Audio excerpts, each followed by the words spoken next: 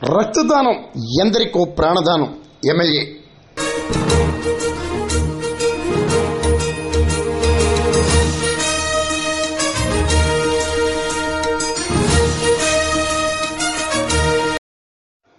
అన్ని దానాల్లోకెల్లా రక్తదానమే అత్యంత ప్రధానమని, రక్తదానం చేసేందుకు యువత ముందుకు రావాలని అనపర్తి ఎమ్మెల్యే నల్లమిల్లి రామకృష్ణారెడ్డి అన్నారు. భారతీయ జనతా పార్టీ ఆధ్వర్యంలో కాకినాడలో నిర్వహించిన ప్రధాని నరేంద్ర మోడీ జన్మదిన వేడుకల్లో భాగంగా ఎమ్మెల్యే రామకృష్ణారెడ్డి పాల్గొని ప్రసంగించారు.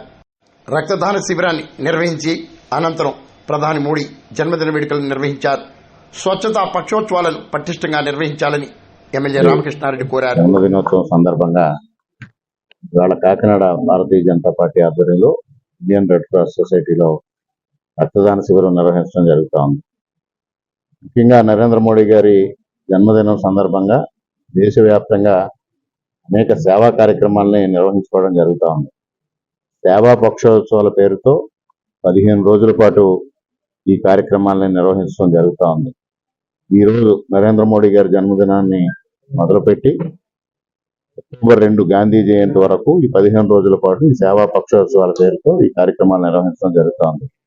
ఏదైతే నరేంద్ర మోడీ గారు స్వచ్ఛ భారత్ కార్యక్రమాన్ని మొదలుపెట్టారో ఆ స్వచ్ఛ భారత్ కార్యక్రమం మొదలై 10 సంవత్సరాలు అవుతున్న కార్యక్రమం నేపథ్యంలో స్వచ్ఛత కార్యక్రమానికి పెద్దపీట వేయాలనే ఉద్దేశంతో మాసివ్ క్లీన్లీనెస్ కార్యక్రమాలను కూడా దేశవ్యాప్తంగా కార్యక్రమం నిర్వహించుకోవడం జరుగుతుంది.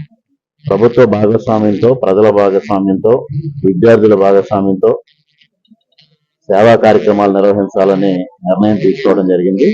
దానిలో భాగంగా రక్తదాన శిబిరాలు కానీ, ఆరోగ్య శిబిరాలు కానీ, అదేవిధంగా ప్లాంటేషన్ ప్రోగ్రామ్స్ కానీ ఇవన్నీ పెద్ద ఎత్తున ఈ 15 రోజుల పాటు నిర్వహించి ముఖ్యంగా ప్రజల్లో స్వచ్ఛత పట్ల ఒక అవగాహన కల్పించాలి.